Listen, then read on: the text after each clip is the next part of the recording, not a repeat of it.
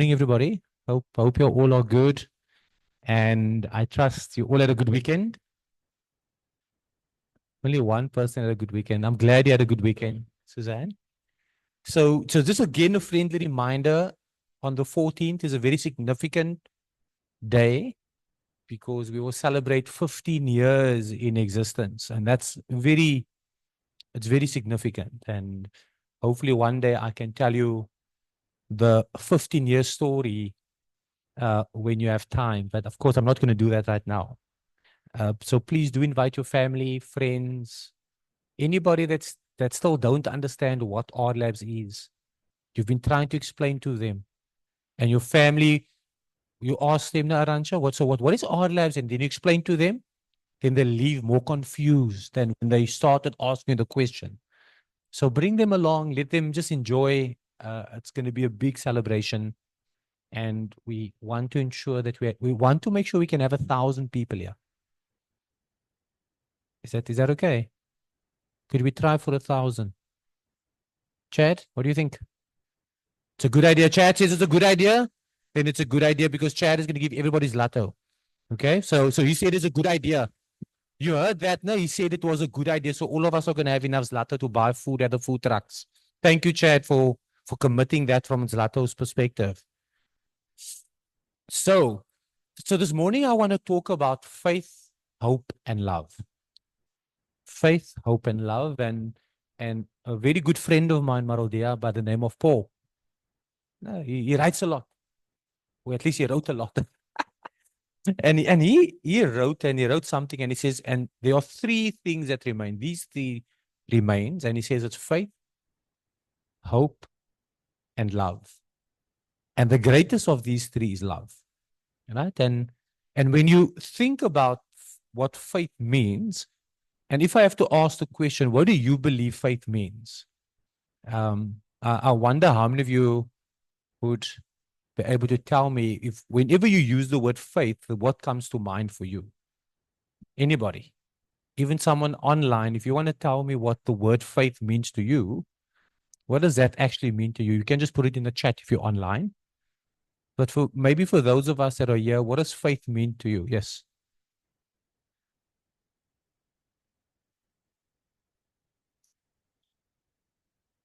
Believing in something that you cannot see right now, but you hope for it and having trust that it will actually come to pass. Anybody else has got a definition of faith that you... Yes, at the back, Robin?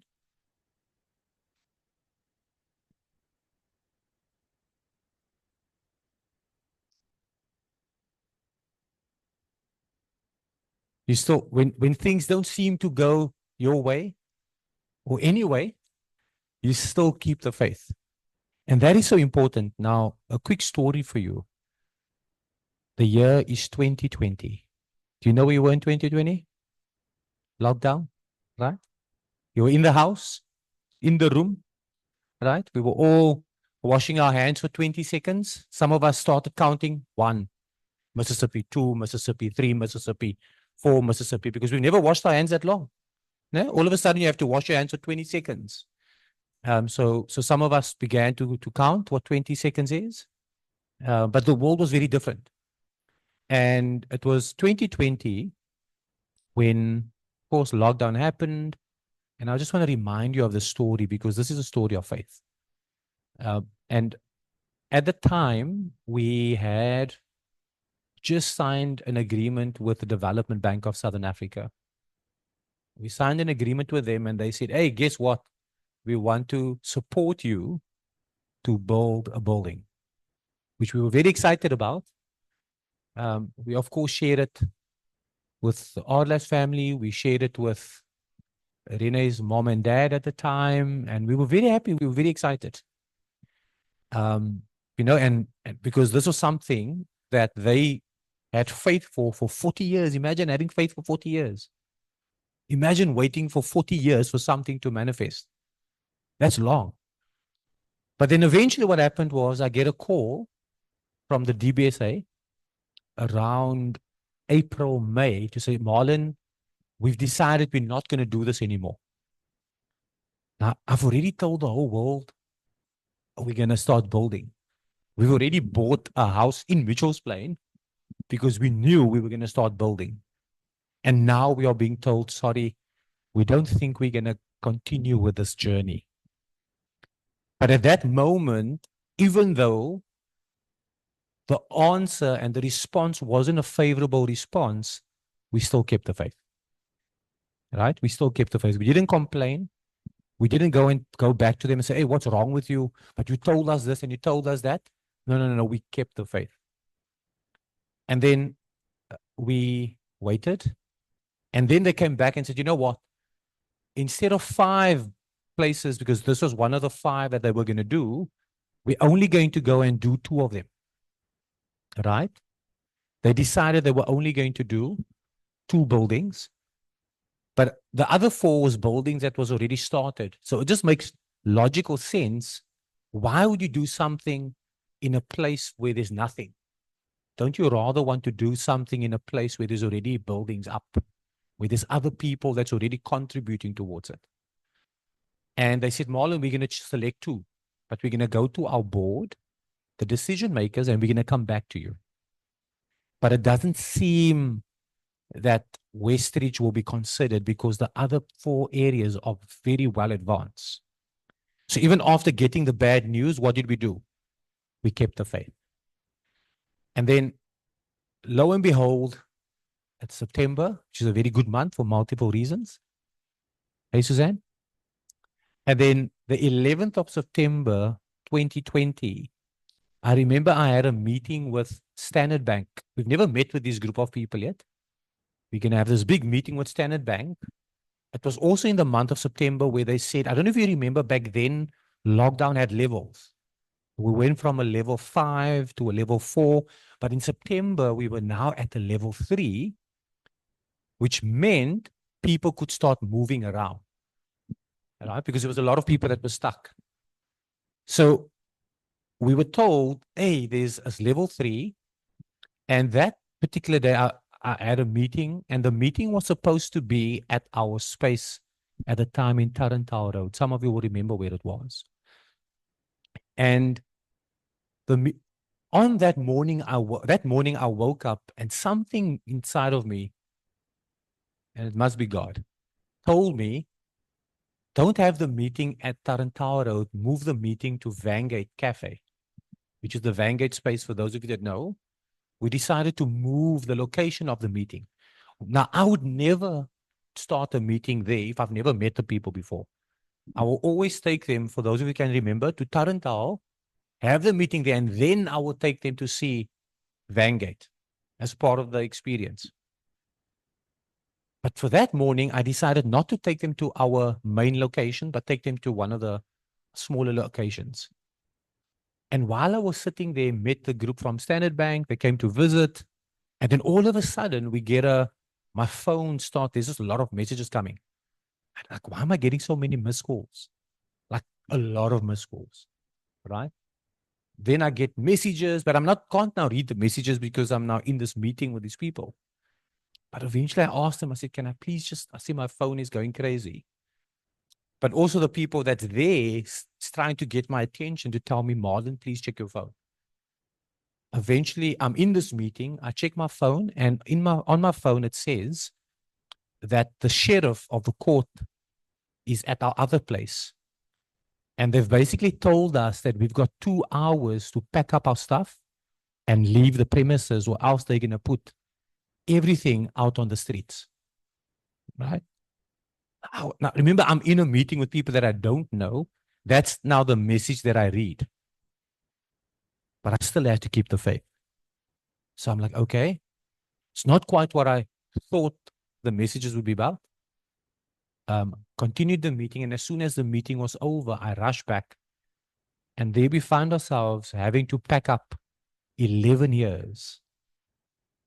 Right? For those of you that remember, Impact Direct had the other location with the elderly, with the seniors.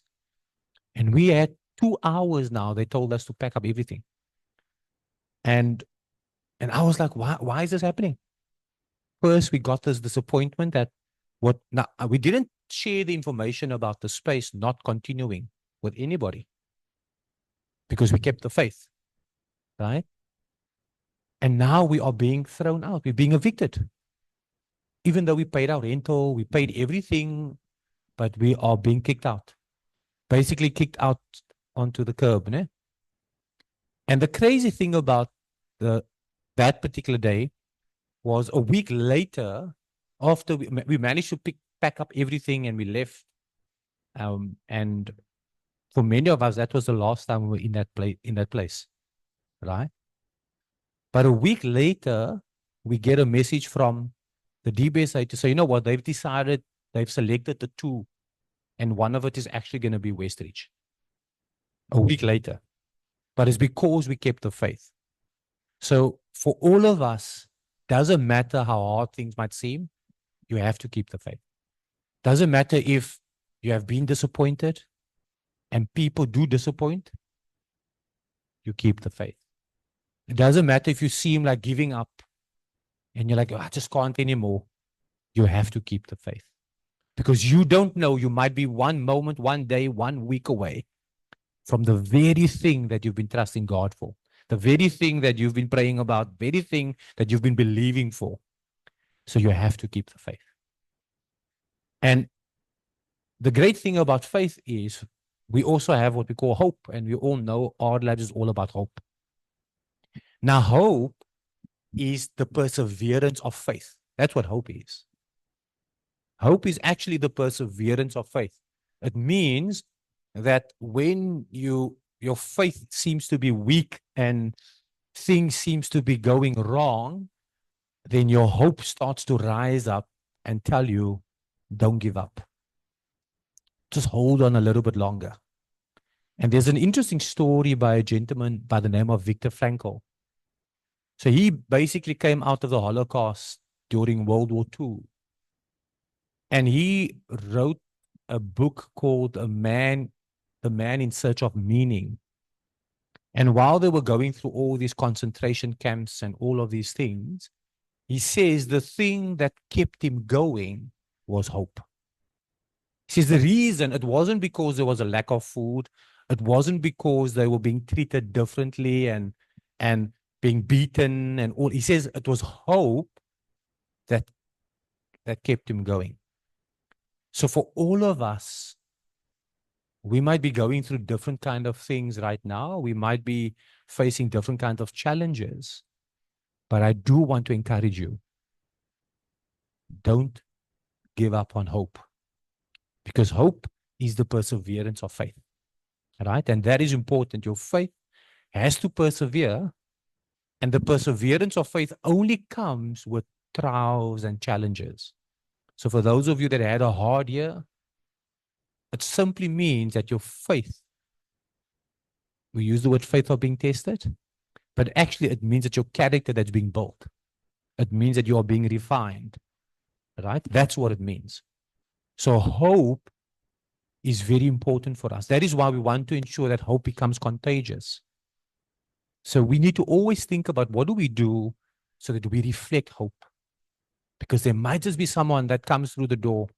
There might just be someone that's online listening to you, about to give up. And that is where your hope needs to come through. And it's not about the course or the work and all of those things. It's about you as a person reflecting hope to someone else. And all of us can do this. All of us can reflect hope. But my friend Paul said, he said, there's faith, there's hope, and love. And he says the greatest of all of this is actually love. That is why we have to lead. We lead with love. Because it makes no sense if you have faith, but you don't have love. Right? You can be someone that like, oh, you know, I've faith, I've got belief, but then you are nasty and you're not showing love. And what the world do need, it might be cliche, but the world does need love. All of us need love. Right? And love is the thing that carries you because of faith and hope. Love is the one thing that carries you when you want to give up, because you are surrounded by people that love you. And I want you to please listen to me this morning. And the reason why I'm sharing faith, hope, and love with you this morning is because this year is a year of focusing forward, right? It's about all of us, we've set ourselves goals, there's certain aspirations, there's certain things that we believe and we're hoping for our families, for our own lives, maybe for those that are close to us. But I want you that in the midst of all of the things that you go through, do not give up on your faith. Let hope persevere. And whatever you do, even when you are broken, you still love. Because what love does, love strengthens you. And I want you to listen to me. Even when someone treats you badly, you still love. Even when you are hurt and people hurt you, you still love. Right? Don't ever stop loving. Because you don't know, you never know that, and this is the beauty of it, right? The world tells you when someone hurts you, don't love. Ne? That's what we are told. But you don't stop loving. You want to make sure that whatever you do, you're a person that loves, that leads with love. Because it's out of that when new opportunities and new ideas and innovations will emerge. It actually comes from love. Because if you're going through difficulties and you're going through problems, and it's because of love that all of a sudden an idea will click. It's because of hope and not giving up that you would think about how you can solve the problem. And when you go on this journey of wanting to solve the problem, it's your faith and your belief that will allow you to see this become a reality. And that's exactly what happened for us. We had to learn to love the people, even though they threw us out. We still had to learn to love them. We still have to love them. We don't talk badly about them. Right? Now, that is the power of faith, hope, and love. And as my friend Paul said, he said, the greatest of all of these things, when all hope is lost, when your faith seems to be so weak and you don't know what else to do, all you have to keep on doing is to love. Okay. So thank you, family.